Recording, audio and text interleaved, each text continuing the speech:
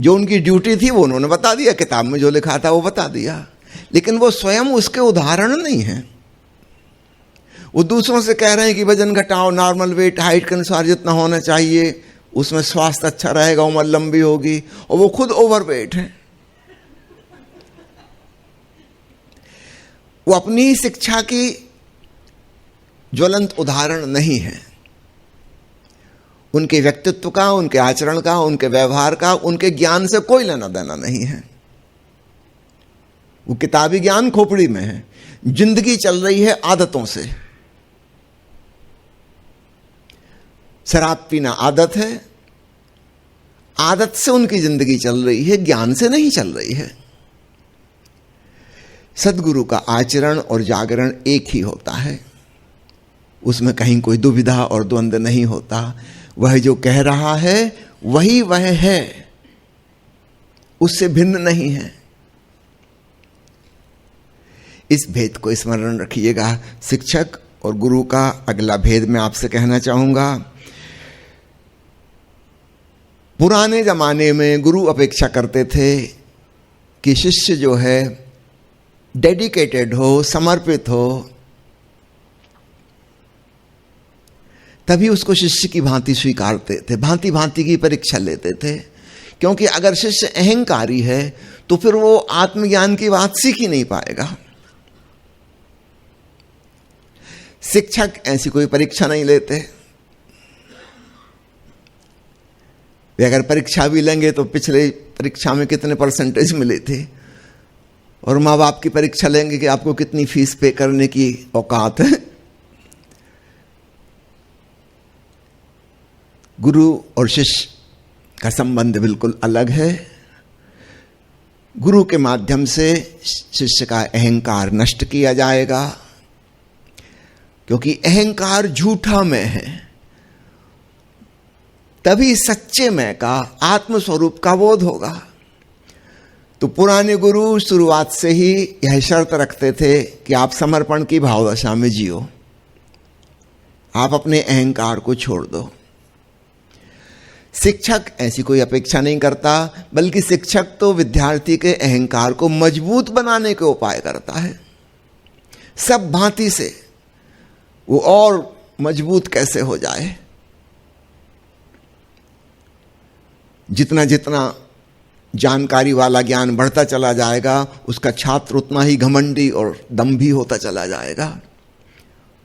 तो टीचर उसको सपोर्ट कर रहा है उसके अभिमान को बढ़ाने में। उसका नाम हो, उसकी इज्जत हो, उसकी परसेंटेज ज्यादा आए, उसको मेडल मिले, ये हो वो हो, उसका अहंकार खूब घना हो। गुरु के पास बिल्कुल ठीक विपरीत बात।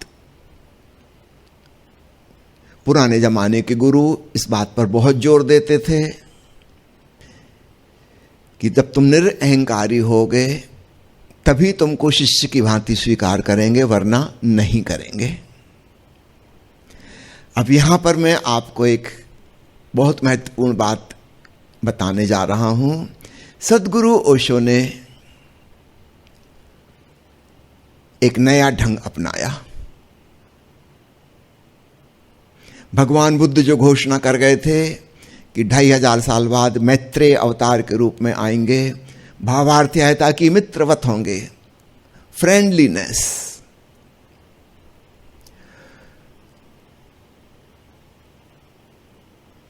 उनकी भविष्यवाणी ओशो ने पूरी कर दी। ओशो पहले गुरु हैं जो मित्रवत हैं। ओशो पहले गुरु हैं जो अपने शिष्यों से कहते कि तुम्हारे भीतर बैठे परमात्मा को प्रणाम करता हूं, मेरे प्रणाम स्वीकार करें। और आपने मेरी बातों को सुना इतने प्रेम से, शांति से, उसके लिए मैं बहुत अनुग्रहित हूं, धन्यवाद देता हूं। कभी किसी गुरु ने नहीं कहा था, हमेशा शिष्यों ने धन्यवाद दिया था, शिष्यों ने प्रणाम किया था। ओशो ने जो व्यवस्था बनाई थी आश्रम में, शिष्यगण बैठे रहते थे, वे स्वयं आते चलते हुए सबको प्रणाम करते, कोई उठ के खड़ा नहीं होता था। ऐसा शायद ही कभी कहीं हुआ हो, सब जगह उल्टा होता है। आदर प्रकट करने के लिए शिष्य खड़े होते हैं। ओशो ने मित्रवत होकर अपने शिष्यों को भी समान आदर दिया। ऐसा पहले कभी नहीं हुआ था। और ओशो ने वह शर्त हटा ली समर्पण की, शुरुआत में रखी थी। संन्यास दीक्षा के लिए शर्त रखी थी, ऐसे कपड़े पहनो, ये माला पहनो, नया नाम तुम्हारा होगा। कुछ शर्तें उन्होंने रखी थी। बाद में देखा कि इन शर्तों की भी कोई जरूरत नहीं है। तो किसी से कोई डेडिकेशन, किसी समर्पण और श्रद्धा की भी डिमांड नहीं है कि तुम मुझ पे भरोसा करो, कि मेरी बात मानो। एक बार किसी ने ओशो से कहा कि आप हमें आज्ञाएं दीजिए, कुछ निर्देश दीजिए। जानते ओशो ने मजाक में क्या किया? उन्होंने उस पत्र में 10 आज्ञाएं लिखी। पहली आज्ञा यह है कि किसी की आज्ञा ना मानो जब तक वह तुम्हारे भीतर की आज्ञा ना हो। बाकी 9 तो कैंसिल ही हो गई पहली में। मजाक मजाक में उन्होंने वह पत्र लिखा। ओशो हमें आदेश नहीं देते, निर्देश नहीं देते, क्या करो क्या नहीं करो, डूज एंड डोंट्स की बात नहीं करते। ओशो ने बिल्कुल एक नई विधा से, नई शैली से शिष्यों पर काम किया, और वह थी समझ। तुम सुनो, समझो, प्रयोग करने को राजी हो जाओ। और तुम्हारी प्रयोगशाला तुम्हारी अंतरात्मा है, तुम्हारे भीतर है। श्रद्धा की डिमांड नहीं है कि मेरी बात मानो। आप ओशो के संग गुरुद्रोही नहीं बन सकते। वो जो आज्ञा मानने की कह रहा है उसके अगेंस्ट में द्रोह हो सकता है। उसकी खिलाफत में आप जा सकते हो कि नहीं मानेंगे, मान ली बहुत। ओशो केवल हमें समझ दे रहे हैं। तुम समझो, आगे तुम्हारी मौज है। मैंने विधि बता दी, ऐसे ऐसे ध्यान में डूबते हैं, अब आगे तुम्हारी मौज है। डूबना हो डूब जाना। तुम्हें जानना है स्वयं के भीतर।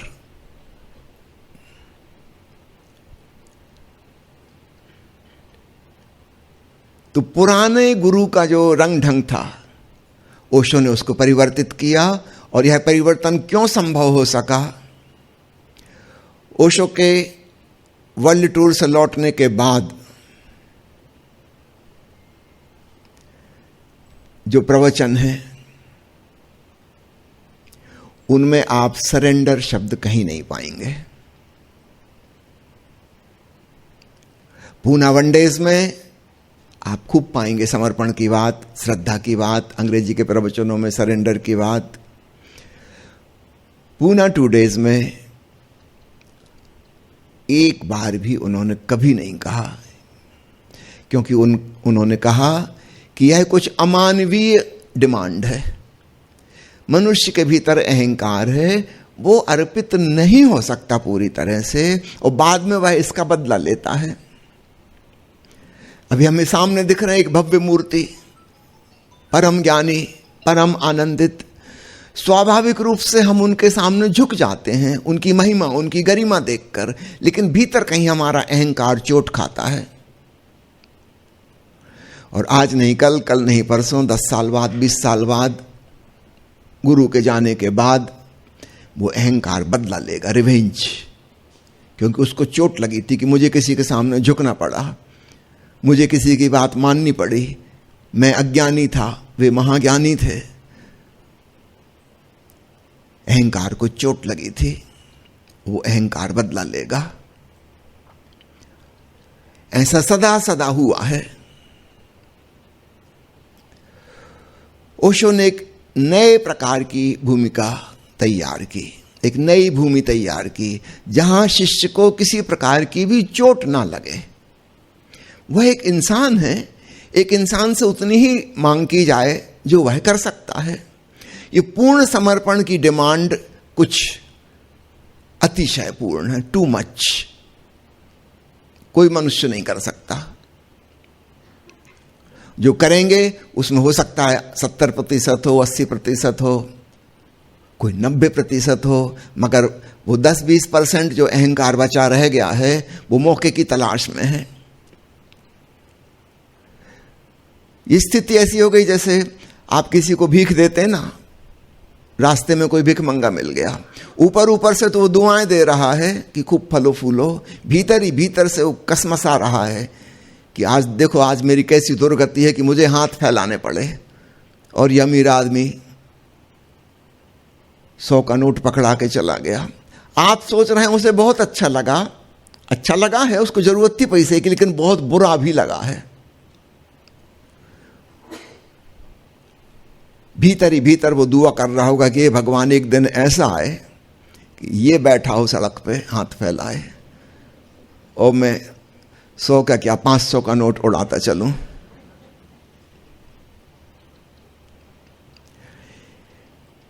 आज उसे लेना पड़ रहा है, मजबूरी है, लाचारी है, लेकिन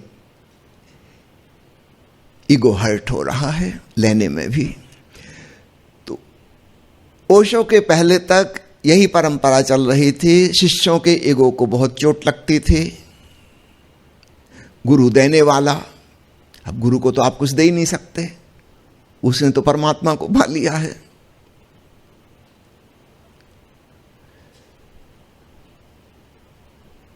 शिक्षक के साथ ईगो क्लैश नहीं होती, क्योंकि सीधा सीधा लेन देन का व्यापार है।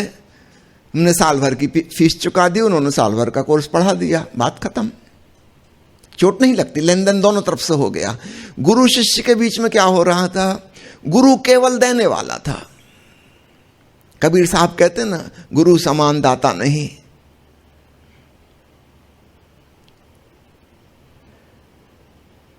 शिष्य तो उसको कुछ दे ही नहीं सकता।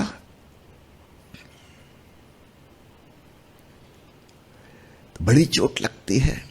तो ओशो ने यह जो भूल भरी परंपरा चली आ रही थी उसको समाप्त किया। समर्पण, श्रद्धा इत्यादि की कोई बात नहीं। तुम सुनो, समझो, पूछो, जो शंका है, संदेह है, सवाल उठाओ, वो समझाएंगे। अगर तुम्हारी बुद्धि राजी हो जाती है तो फिर तुमने समर्पण नहीं किया, तुमने अपनी बुद्धि के अनुसार चले, अपने विवेक से तुम चले। तो ओशो ने एक बिल्कुल नई तरकीब खोजी, और वे शायद इसलिए ऐसा कर पाए कि वे स्वयं एक शिक्षक थे, यूनिवर्सिटी में प्रोफेसर थे। तो उन्होंने दोनों रूप जाने हैं, शिक्षक वाला रूप भी जाना है, बखूबी निभाया है।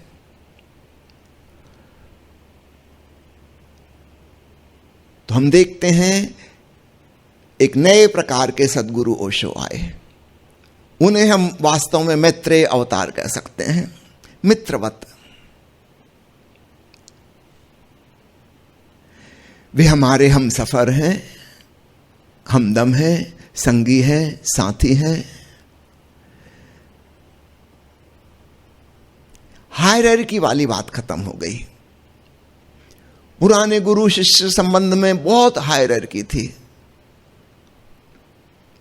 गुरु जो था वो भगवान तुल्य, वो शिष्य बस लेने वाला, झोली फैलाए खड़ा। उस हायरार्की की कोई जरूरत नहीं है। ओशो ने चीजों को इतना सरल बना दिया, सिंपल बना दिया, जिसका कोई हिसाब नहीं। तो पुराने जमाने में श्रद्धा और समर्पण की डिमांड की जाती थी। ओशो के संग वह डिमांड समाप्त हो गई। अब भविष्य में मित्रवत गुरुओं का ही होगा। चाहे गुरु नाम ना ही रखो तो भी ठीक, कोई जरूरत नहीं लेबल लगाने की। तुम्हें जहां से कुछ सीखने को मिलता है, कुछ ऊर्जा एब्जॉर्व करने को मिलती है, जिसकी उपस्थिति में तुम रूपांतरित होने लगते हो, जहां साधना का सूत्र मिलता है, तुम्हारी मर्जी। तुम गुरु कहो ना कहो, शब्द से क्या फर्क पड़ता है। मित्र कह लो, कल्याण मित्र कह लो, बस फर्क रखना शिक्षक और उसमें भेद है। अगला बिंदु में कहना चाहूंगा, सदगुरु जो है न केवल जीवन की कला सिखाता, मृत्यु की कला भी सिखाता। क्योंकि मृत्यु जीवन का ही तो क्लाइमैक्स है, हम सबको एक दिन मरना भी है। तो अकेले जीवन की शिक्षा तो अधूरी शिक्षा होगी। तो जीवन मृत्यु के गहरे रहस्य सदगुरु शेयर करता है। शिक्षक ज्यादा से ज्यादा आजीविका कमाने के योग्य विद्यार्थी को बनाता है। उसकी शिक्षा बहुत ऊपरी ऊपरी है कि बस धन पैसा कमा सको, इस योग्य बना देते हैं। सबको तो उसमें भी सफलता नहीं मिलती। कितने लोग बड़ी बड़ी डिग्रियां धारे बेरोजगार घूम रहे हैं, कोई काम ही नहीं है। शिक्षक ज्यादा से ज्यादा जो दे सकता है, मैक्सिमम, वो है आजीविका उपार्जन का उपाय। इतना सिखा दे तुम्हें। गुरु की शिक्षा बहुत गहरी है। वो जीने की कला सिखा रहा है और अंततः मृत्यु की कला भी सिखा रहा है। ओशो की एक किताब है अंग्रेजी में, the art of dying. Hindi में किताब है मैं मृत्यु सिखाता हूं। एक अन्य पुस्तक का शीर्षक है मरो हे जोगी मरो।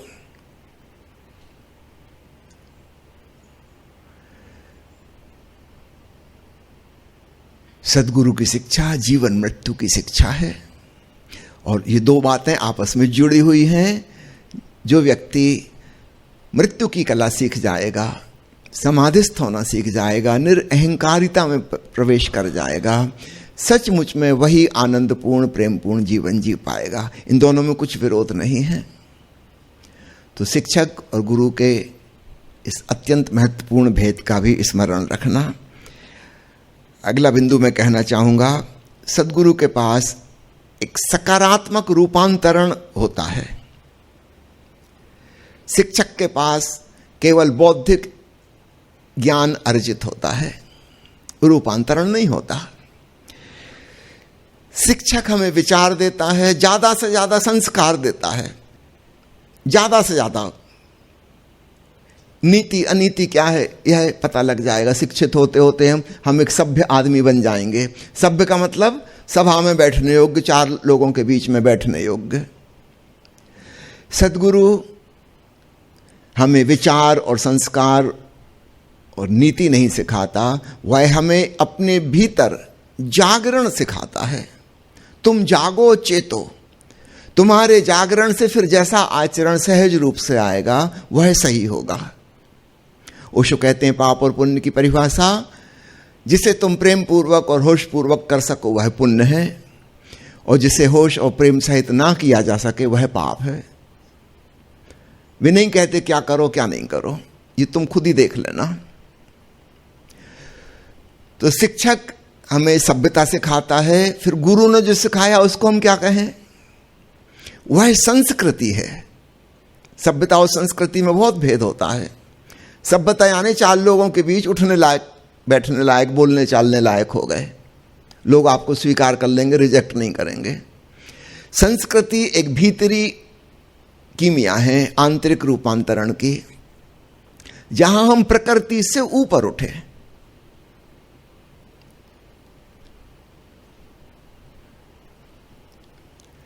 सभ्यता सीखने में क्या होता है, हम अपने भीतर की प्रकृति को दबा लेते हैं, उसका दमन हो जाता है।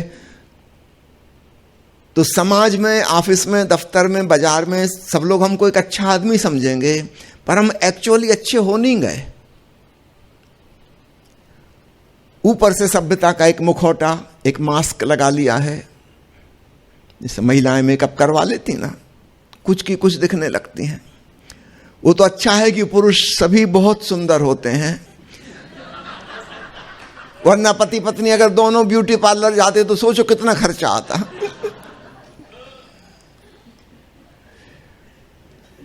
भीतर तो हम कुरूप के कुरूप रहते हैं, ऊपर ऊपर से लेप चढ़ जाता है दिखावटी। तो जिसको हम सभ्यता कहते हैं, नैतिकता कहते हैं, शिक्षित व्यक्ति के लक्षण कहते हैं, वे सब औपचारिक हैं। भीतर वो वही का वही आदमी है, जैसा था। उसकी प्रकृति परिवर्तित नहीं हुई। तो संक्षेप में हम कह सकते हैं कि शिक्षा प्रणाली से, शिक्षा से हमें सभ्यता मिलती है, सद्गुरु के पास हमें संस्कृति मिलती है, हमारी प्रकृति का ऊर्ध्वगमन और उदात्तीकरण होता है। यह बहुत महत्वपूर्ण तत्व है, हमेशा याद रखिए। अगली बात मैं कहना चाहूँगा, सद्गुरु स्वयं निष्काम है, फलाकांक्षा रहित है, और उसके आसपास शिष्य इस भाव को एब्जॉर्ब करता है, अवशोषित करता है।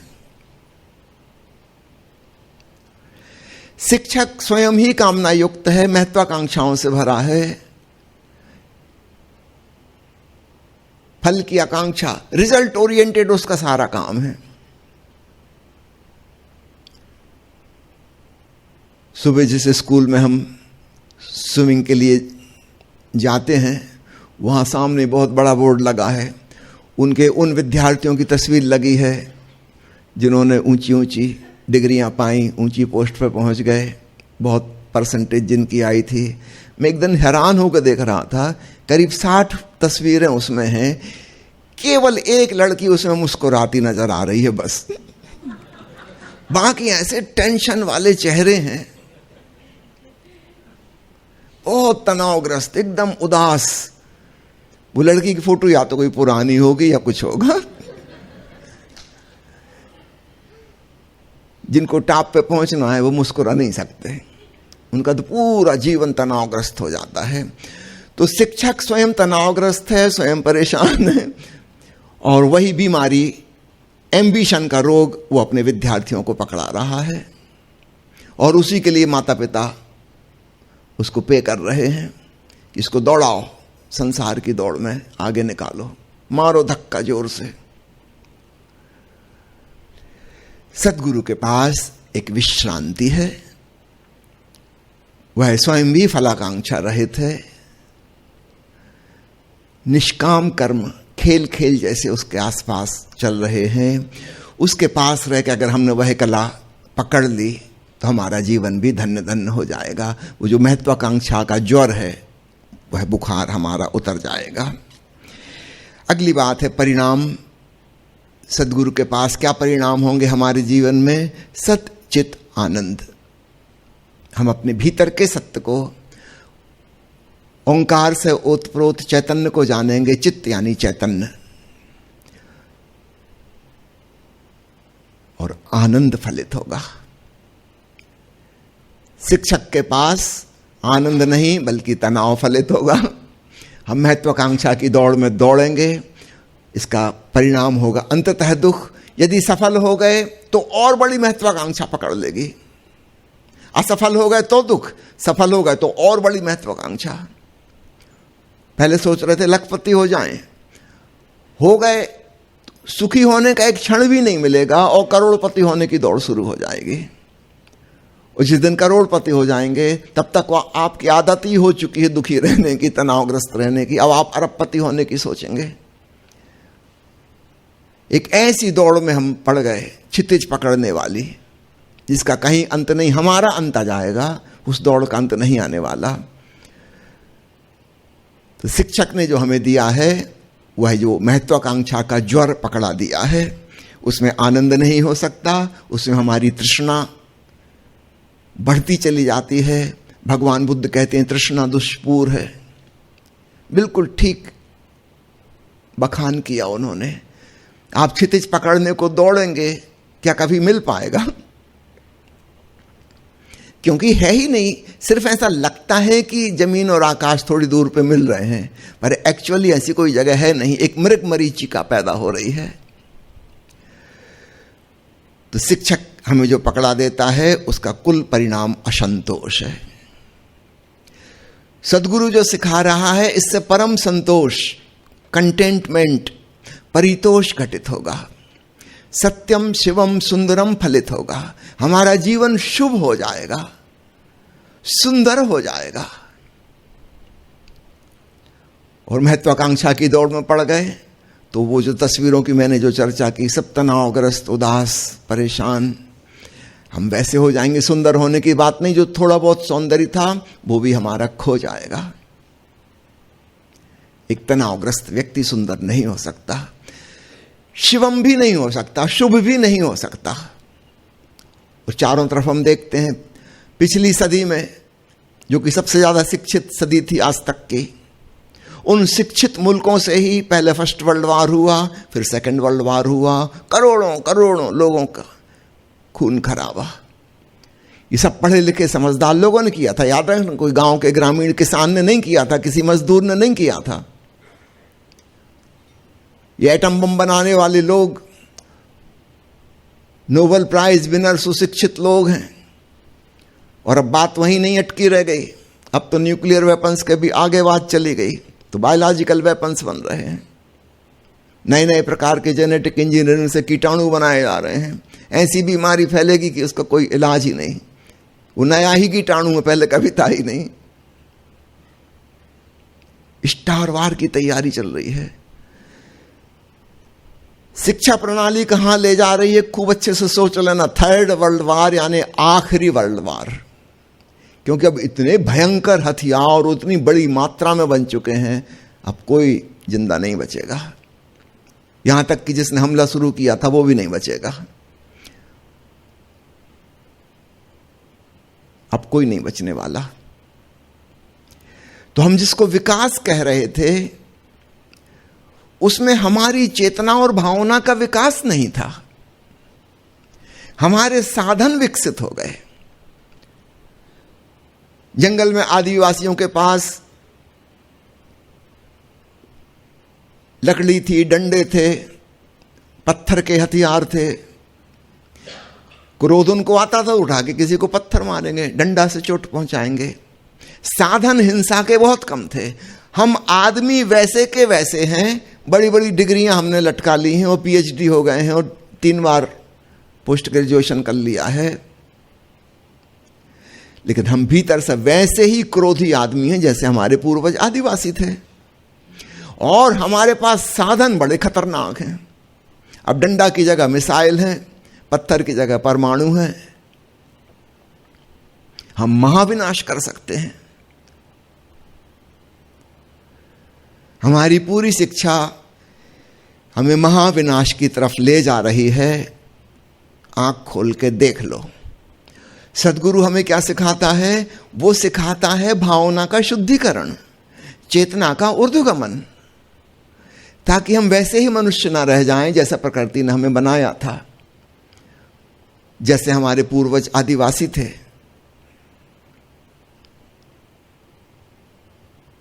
हमारे भीतर सद्भावना का विकास हो, षट्रिपुओं से मुक्ति हो, हम ज्यादा चैतन्य पूर्वक जी पाएं, हमारा जीवन शुभ हो सके, तो सत्यम शिवम सुंदरम फलित हो सके। शिक्षा के द्वारा सत्यम शिवम सुंदरम फलित नहीं होता। आज तक का इतिहास उठा के देख लीजिए, पिछली सदी ही काफी है,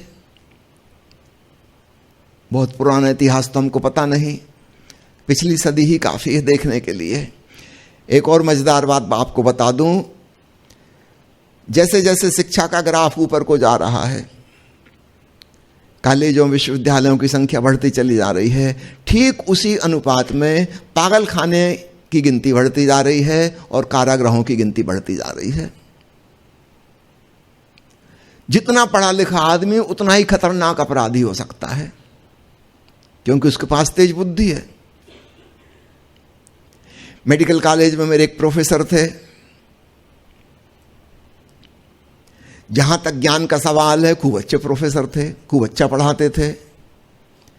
और जहां तक इंसानियत का सवाल है, एकदम घटिया दर्जे के इंसान। रोज शराब पी के आना, हॉस्टल के सामने से गुजरते थे, वहां से पैदल डगमगाते चले जा रहे हैं। कई बार हम लोग विद्यार्थी उनको हाथ पकड़ के ले जाते थे घर तक, इनको सुरक्षित छोड़ आए। कई बार वो नाली में गिर चुके थे, कई बार कहीं ठोकर खा चुके थे।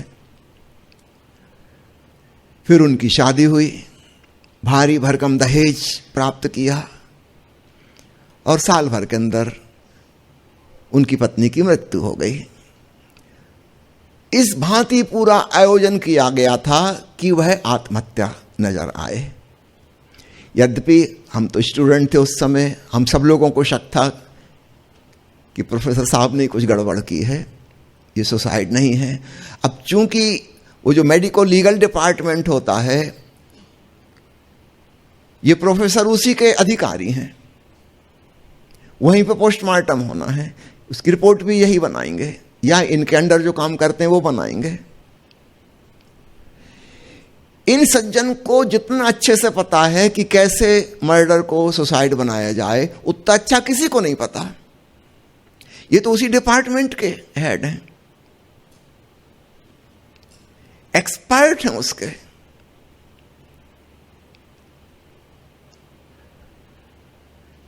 लेकिन इनके जो ससुर थे, कोई बड़े राजनेता थे, उन्होंने इस मामले को गंभीरता से लिया, यद्यपि सारे प्रमाण थे कि यह आत्महत्या है। पर वो गुप्तचर विभाग से छानबीन करवाते रहे। 2 साल बाद ये सज्जन पकड़ाए कि वो हत्या थी।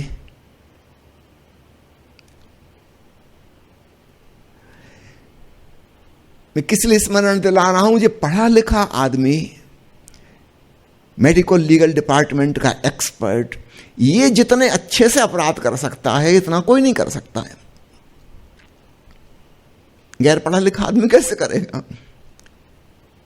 उसको इतनी अकल ही नहीं है बेईमान होने की।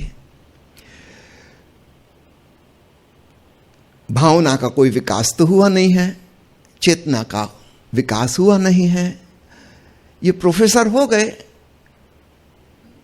हेड ऑफ द डिपार्टमेंट हो गए, वो प्रमोशन होता जाता है, अपने आप होते जाते हैं। आदमियत की दृष्टि से इनको आदमी कहना भी उचित नहीं।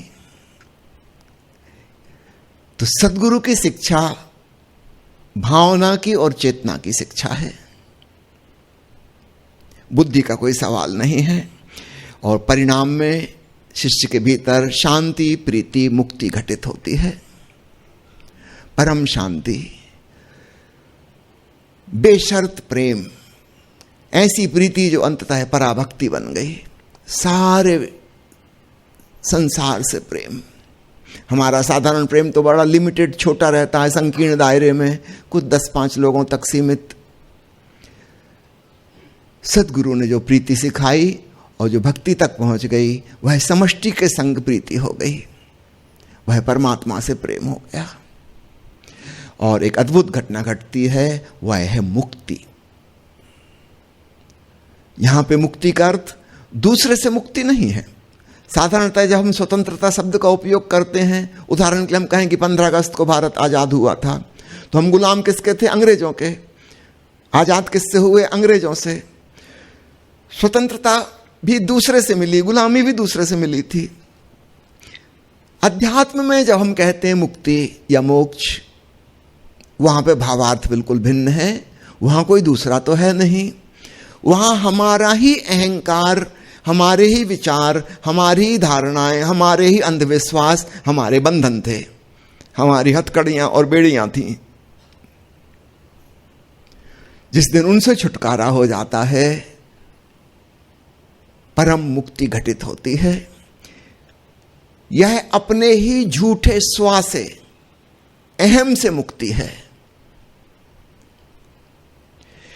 शिक्षा के द्वारा अहम मजबूत होता है, विचार और धारणाएं इत्यादि इत्यादि मजबूत होती हैं। एक पढ़ा लिखा आदमी ज्यादा तर्क कुशल होता है, सबको हरा सकता है, बुद्धि उसकी मजबूत है, तर्क शक्ति मजबूत है, और इसलिए उसका घमंड भी बड़ा मजबूत है। और यही बाधा बन जाएंगे, वो स्वा को, असली स्वा को नहीं जान पाएगा। वो बाहर की चीजों में उलझा है। तो सद्गुरु के पास एक तरफ अहम भाव नष्ट होता है और दूसरी तरफ ब्रह्म भाव पैदा होता है। अहम ब्रह्मास्मि। अभी यहां जो शिविर चल रहा है, अहम ब्रह्मास्मि, उपनिषद के ऋषि ने घोषणा की, मैं ब्रह्म हूं। किसी शिक्षा से नहीं, कबीर साहब ने जान लिया ब्रह्म को, कौन सी शिक्षा मिली थी उन्हें? वो कहते हैं मसी कागज छुओ नहीं, कलम लियो नहीं हाथ। कागज कलम को कभी हाथ ही नहीं लगाया। बिल्कुल अनपढ़ ग्रामीण व्यक्ति, दस्तखत करना भी जिनको नहीं आता, लेकिन उनसे ज्यादा विवेकपूर्ण और प्रज्ञावान आदमी कोई हुआ? महासदगुरु हुए। सदगुरुओं में भी अनूठे सदगुरु, जैसे ओशो क्रांतिकारी वैसे ही कबीर क्रांतिकारी।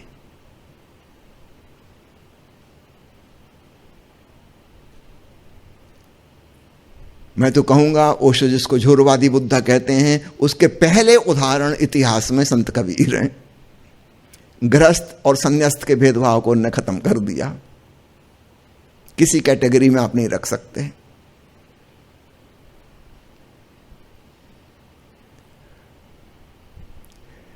अद्भुत क्रांतिकारी दृष्टि। ओशो ने जब उनके ऊपर अंग्रेजी में प्रवचनमाला दी, उस किताब का शीर्षक रखा द रिवोल्यूशन, क्रांति।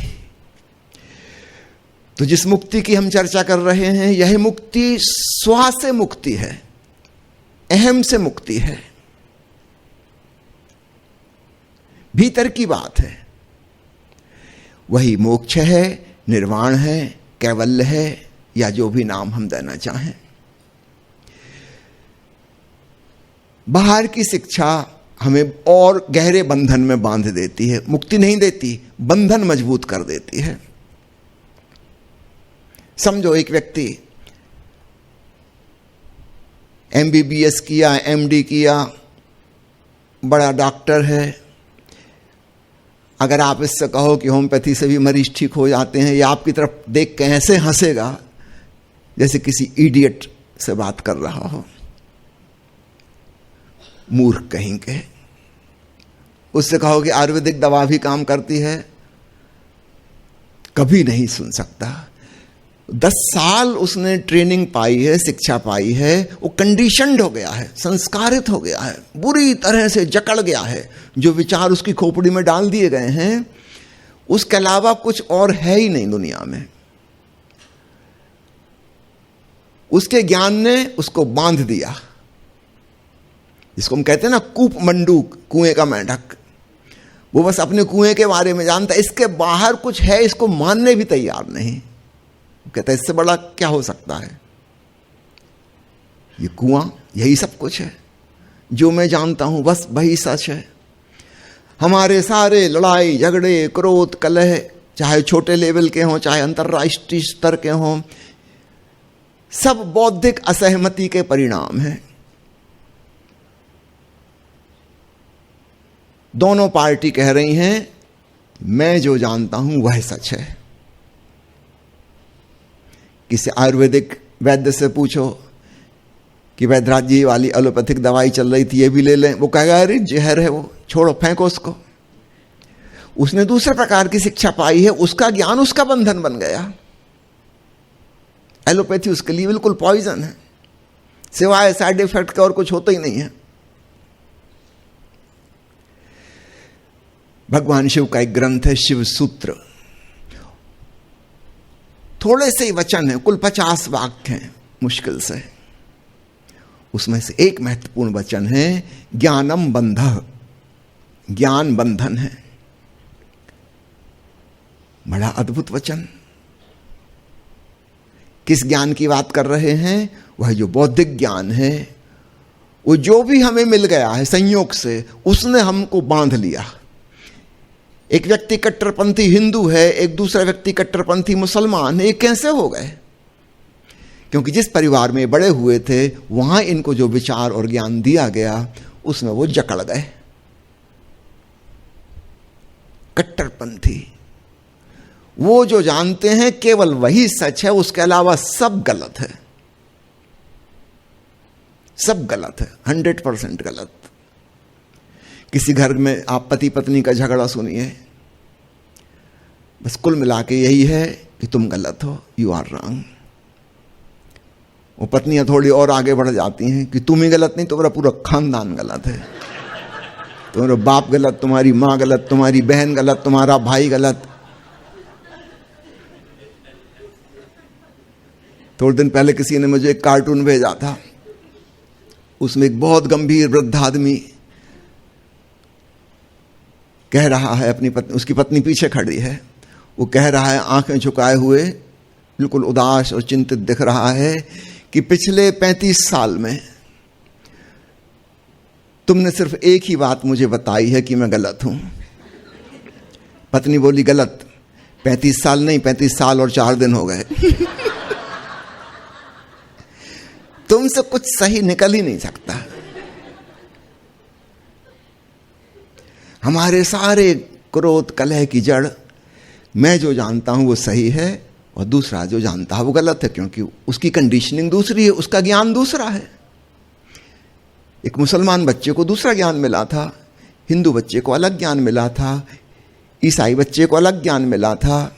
उसे बताया गया था यहूदी खराब लोग हैं, यहूदियों ने ईसा मसीह को सूली पर चढ़ाया था, इनसे बदला लेना है।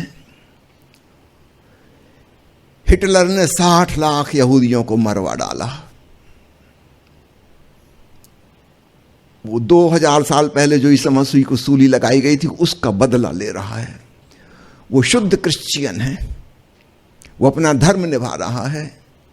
याद रखना, कोई गिल्ट फीलिंग नहीं है कि मैं कोई अपराध कर रहा हूं कि पापी हूं। यहूदियों को तो खत्म करना ही है, इनका तो नामो निशान नहीं बचना चाहिए। और पूरी जर्मनी मुल्क ने साथ दिया उसका, क्योंकि इस बात पे सब राजी हैं कि यहूदी तो हमारे दुश्मन हैं। जर्मन को दुनिया के प्रतिभाशाली कौमों में से एक माना जाता है, बहुत प्रतिभाशाली हैं। एक इस कट्टरपंथी पागल हिटलर की बातों में सब आ गए।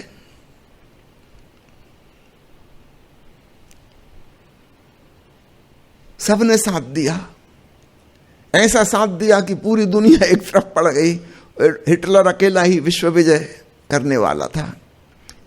वो तो संयोग की बात है कि यहूदी जर्मनी देश छोड़ के भाग गया था, उसने जाके अमेरिका में परमाणु बम बनाया।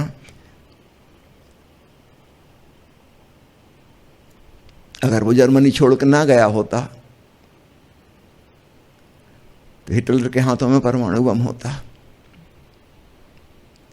ये कट्टरपंथी लोगों की ऐसी मनोदशा कैसे हो जाती है? 60 लाख आदमियों को गैस चैम्बर में उड़ा दिया और जरा सा भी अपराध बोध नहीं, कोई दुख नहीं कि हमसे कुछ गलती हो रही है, क्योंकि भीतर वो जो ज्ञान भरा है इतना कूट कूट के बचपन में भर दिया गया है, वो सबकॉन्शियस माइंड में बैठा हुआ है।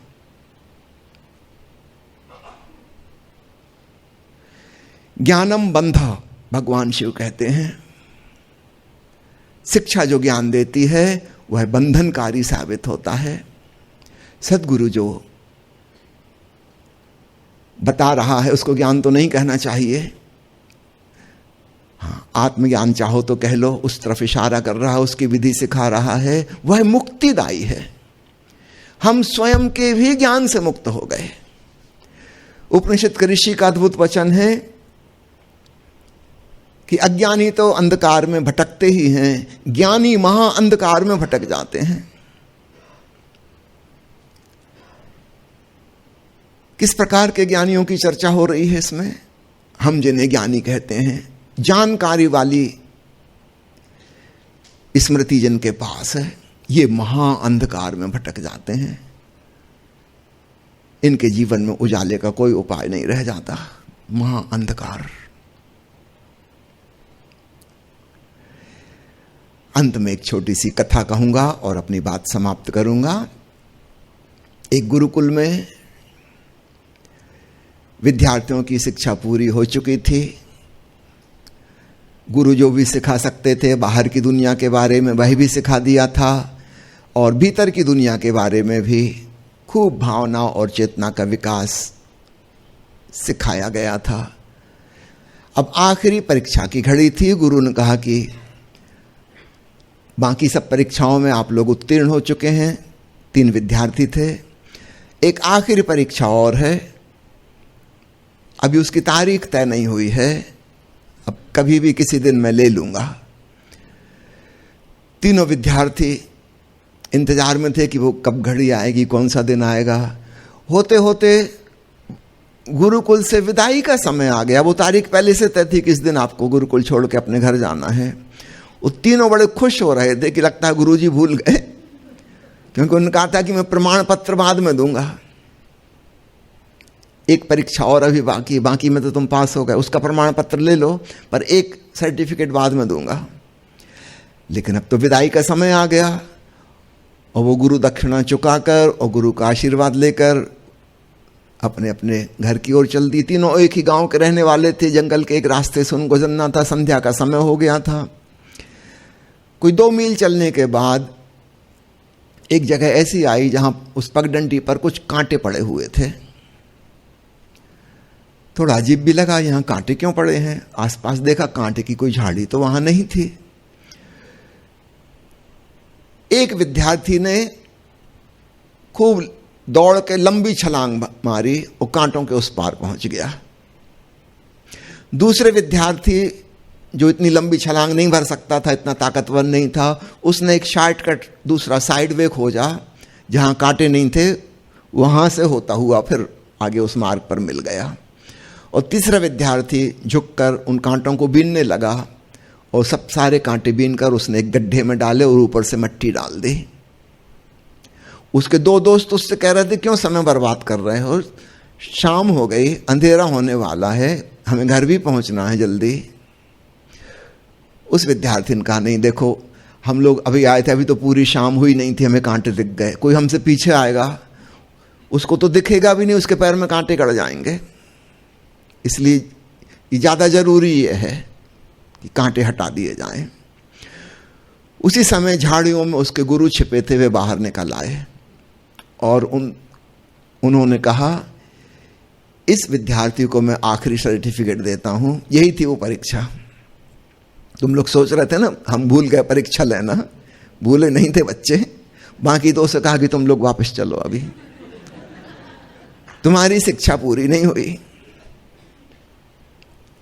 तुम्हारे हृदय में यह भाव नहीं आया, तुमने अपना तो रास्ता निकाल लिया, एक ने छलांग लगा के, दूसरे ने रास्ता बदल के।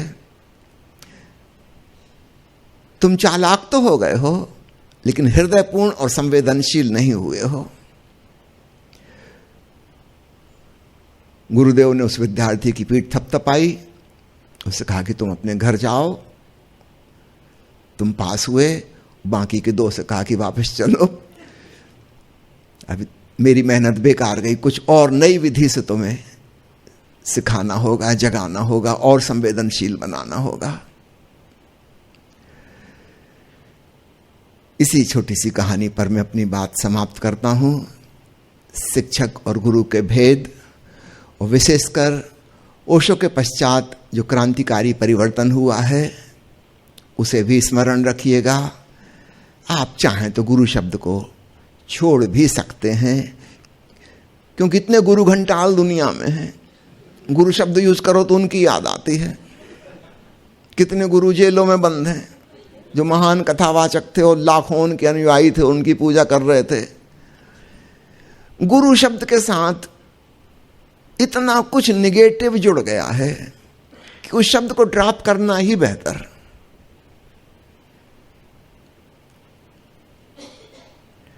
हम सब साधारण मनुष्य हैं, ना कोई अवतार है, ना कोई पैगंबर है, ना कोई तीर्थंकर है।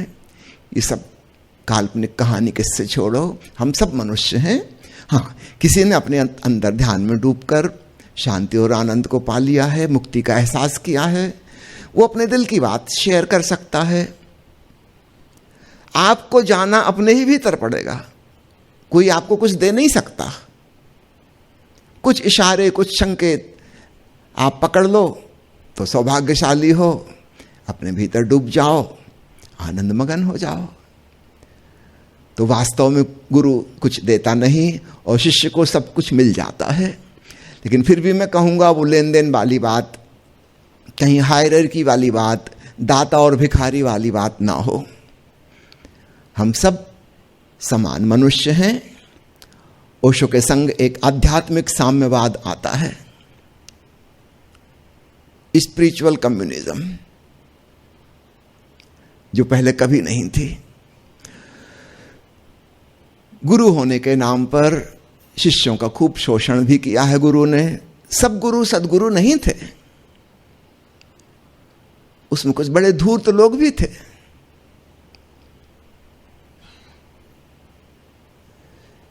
आगे इसकी कोई संभावना ना रहे, इसलिए वो पुराने किस्से को ही खत्म कर दिया जाए, सबसे अच्छा ये हो। कोई हायरार्की नहीं है, कोई ऊपर नीचे नहीं है, कोई दाता भिखारी नहीं है। तो कोई ऐसे ही जैसे हम कहीं पर्यटक स्थल पर जाते हैं और वहां एक गाइड की सलाह ले लेते हैं और गाइड भी हमारे संग चलता है और हम दिखा के ले आता है। हम अकेले जाते तो बहुत भटक जाते, हो सकता है पहुंच जाते उस जगह, लेकिन काफी परेशानी के बाद, भटकने के बाद गाइड ने बता दिया। आजकल तो गाइड की जगह जीपीएस हो गया है, उसकी बताई दिशा में चलते रहोगे तो जल्दी पहुंच जाओगे, बिना कठिनाई के, बिना किसी दिक्कत के, मामला सरल हो जाएगा। बस इतना ही है। कोई उस मार्ग पर चल चुका है, वो बड़ी आसानी से बता सकता है क्या कठिनाइयां हैं और क्या सरलता है, उपाय क्या है। हम अपने आप भी पहुंच सकते हैं, ये कोई जरूरी नहीं है कि किसी की मदद मांगें। अपने आप भी पहुंच सकते हैं अगर हम तैयार हैं कठिनाइयों को सहने के लिए, मुश्किलों से जूझने के लिए। अगर हमें भरोसा है अपने ऊपर कि हम गड्ढे में भी गिर गए तो फिर निकल आएंगे, किसी की मदद नहीं मांगेंगे। ऐसे लोग हुए हैं, ओशो स्वयं ही ऐसे व्यक्ति थे। उन्होंने कभी किसी की मदद नहीं ली। उन्होंने कहा है कि मेरे संग साथ जो लोग अध्यात्म की यात्रा पर चले थे वो मुझसे बहुत पहले, कई जन्म पहले पहुंच चुके, लेकिन मैंने तय किया था कि कितना ही भटकूं, कितनी ही मुसीबत हो, अपने आप ही पहुंचूंगा। क्योंकि समय की कोई कमी तो है नहीं, समय तो अनंत है, अनंत जन्म हो सकते हैं, तो जल्दबाजी क्या है। ऐसा व्यक्ति जो खूब खूब भटक चुका है, उसको सब रास्तों का पता होता है। ऐसा व्यक्ति खूब अच्छा गुरु बन सकता है।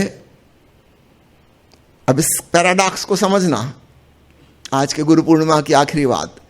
जो लोग अच्छे शिष्य नहीं बने, कभी शिष्य ही नहीं बने और बड़ी मुश्किलें पार कर करके पहुंचे, वे बहुत अच्छे गुरु बनेंगे, क्योंकि उन्हें सब रास्तों का पता है, कहां से भटक सकते हैं, कहां से पहुंच सकते हैं, कहां की अड़चन है, कहां दीवार है, कहां गड्ढा है, सब पता है।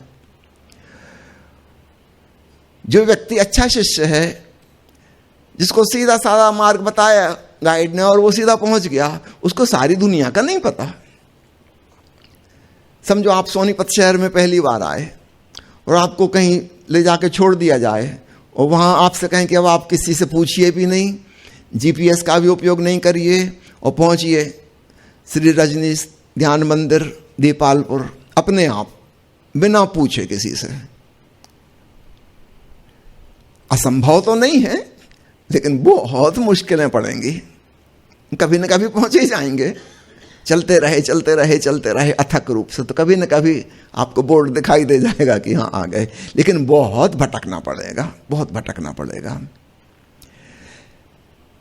जो व्यक्ति किसी से पूछ के आ गया रास्ता, नक्शा देखकर, वो पूरे सोनीपत को नहीं जान पाएगा, बस उसको उतना ही पता होगा उस जहां वो खड़ा था वहां से लेके रजनीश ध्यान मंदिर तक का रास्ता, उतना उसको पता है। ये व्यक्ति बहुत अच्छा गुरु नहीं बन सकता, इसे समस्त मार्गों की जानकारी नहीं है। जो अच्छा शिष्य बन सकता है वो अच्छा गुरु साबित नहीं होगा, और जो अच्छे अच्छे गुरु हुए हैं वो वही लोग थे जो कभी शिष्य नहीं बने। महावीर किसके शिष्य बने थे पता है आपको? किसी के शिष्य नहीं बने। 12 साल लगे, ये तो इस जन्म के जो हमको पता है। उन्होंने जो खुद अपने पिछले जन्मों की यात्रा का बताया, उसमें 1 लाख साल लगे। 1 लाख साल में कितने जन्म लिए होंगे, लेकिन उनका था कि अपने आप ही पहुंचूंगा। लेकिन फिर वो ऐसा काम कोई महावीर ही कर सकता है, इसलिए तो उनका नाम महावीर पड़ गया, छोटे मोटे वीर नहीं है। इस माया के जंगल में पार होना बहुत कठिन है। ओशो भी वैसे ही एक उदाहरण है, और इसलिए वे पूरी मनुष्य जाति के लिए बहुत अच्छे गुरु साबित हो सकते हैं। उन्हें कर्मयोग का भी पता है, हठ योग का भी पता है, तंत्र साधना भी पता है, भक्ति का मार्ग भी पता है, ज्ञान योग भी पता है, राजयोग भी पता है, सहज योग भी पता है, सांख्य भी पता है, और जो जो पहले कभी नहीं पता था वो भी पता है। आज तक जितने भी बुद्ध पुरुषों ने सारी दुनिया में जितनी विधियां बनाई हैं वो सब पता है, और उसके अलावा फिर सैकड़ों खुद भी बना दी।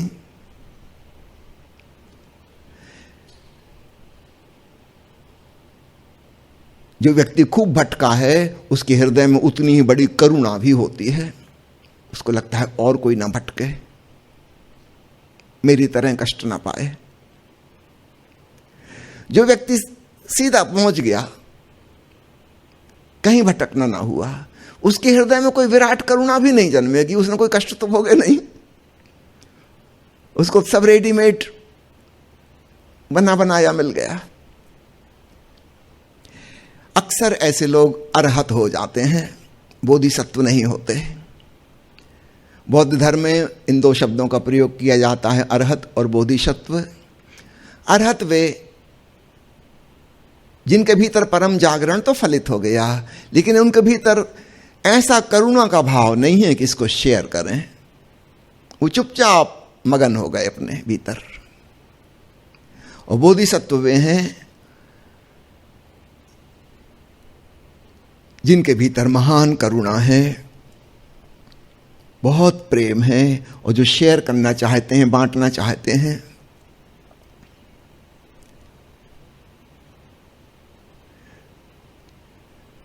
जरूरी नहीं कि सिर्फ करुणा होने से ही कोई बांट पाएगा। बांटने की कला वह भी आनी चाहिए। ओशो ने 1 लाख से अधिक किताबें पढ़ी। किसके लिए? खुद के लिए नहीं, उनको तो 21 साल की उम्र में परम ज्ञान हो गया था।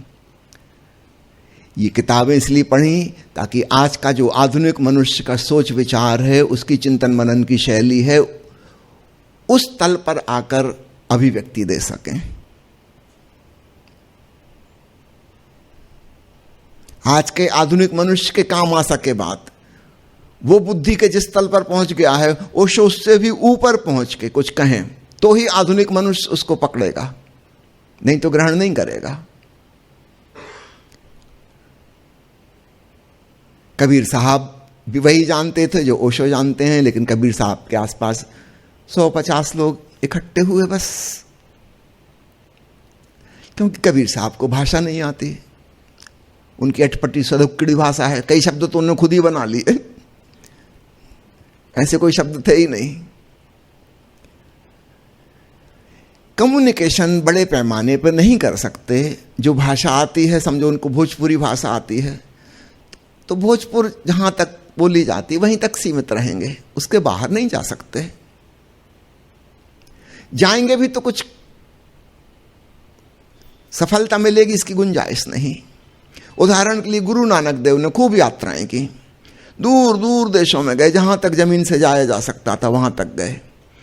लेकिन आप जरा कल्पना करो, वो एक सिख घर में पैदा हुए हैं, पंजाबी भाषा उनको आती है।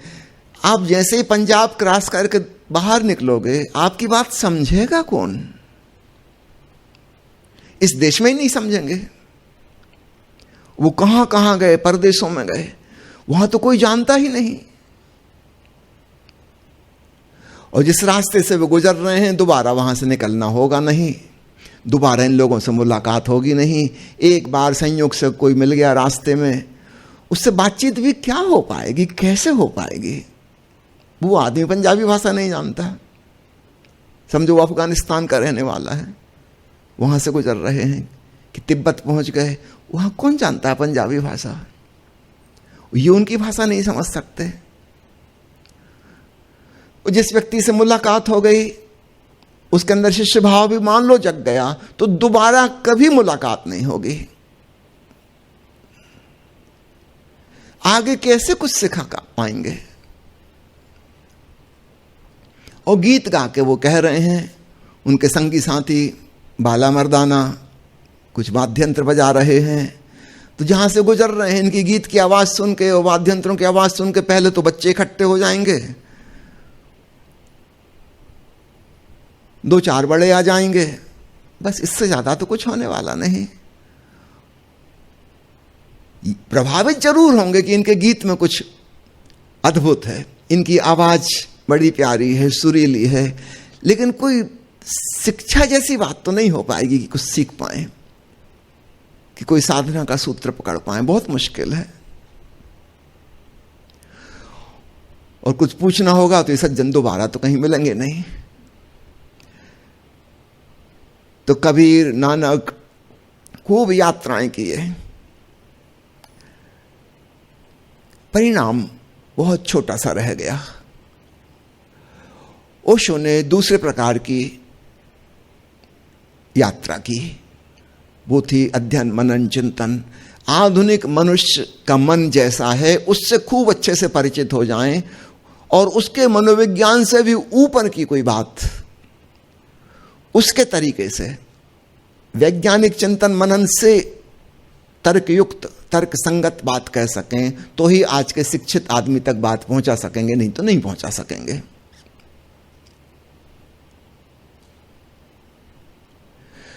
तो ओशो ने बड़ी मेहनत की।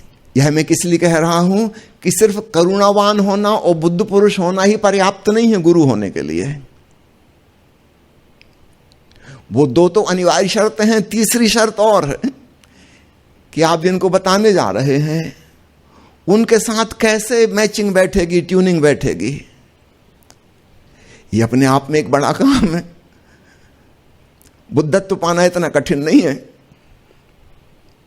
उसमें तो बस मौन हो जाना है। लाखों लोगों के साथ एक संवाद की स्थिति बन पाए और इस ढंग से बात प्रस्तुत की जाए कि आने वाले सैकड़ों साल तक, हजारों साल तक वह बात काम की रहे, उसके लिए बड़ा परिश्रम करना पड़ा।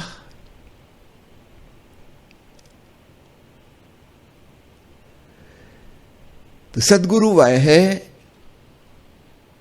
जो परम ज्ञान को भी उपलब्ध हो गया, करुणा से भी भरा है, बोधिसत्व है, और साथ साथ जिसने अभिव्यक्ति की भी साधना की है।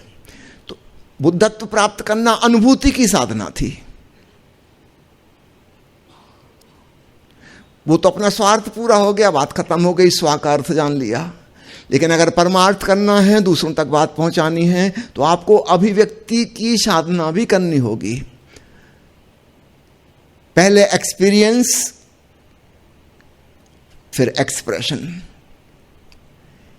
हम कोई पैदाइशी एक्सप्रेशन लेके नहीं आए होते, वो ऐसी आके दुनिया में सीखना होता है, हर चीज सीखनी होती है यहीं। लाखों करोड़ों लोगों तक कैसे बात पहुंच सके, वह एक्सप्रेशन की साधना भी ओशो ने की। तो ओशो एक नए प्रकार के मैत्रेय सद्गुरु हैं, इसलिए पुराने नामकरण उन पर लगाना हमें नाइंसाफी जैसा लगता है, अनुचित लगता है। अच्छा हुआ उन्होंने नया नाम खुद ही चुन लिया, ओशो। वो भगवान शब्द भी ड्रॉप करो, आचार्य शब्द भी ड्रॉप करो, ओशो, जिसे अपने भीतर ओशनिक एक्सपीरियंस हो गया और जो निमंत्रण दे रहा है कि वह परमानंद का सागर तुम्हारे भीतर है, तुम उसमें डूबो। और डूबने की कला बड़ी सरल है, उसका नाम है साक्षी भाव। तुम स्वयं जानो अपने भीतर के उस ब्रह्म चैतन्य को, ताकि तुम भी कह सको अहम ब्रह्मास्मि। आज की चर्चा को यहीं समाप्त करते हैं। आप सबने बहुत प्रेम और शांति से सुना, आपको धन्यवाद। और आपके भीतर विराजमान ब्रह्म को नमन करता हूँ, प्रणाम करता हूँ। मेरे प्रणाम स्वीकार करें। जय ओशो।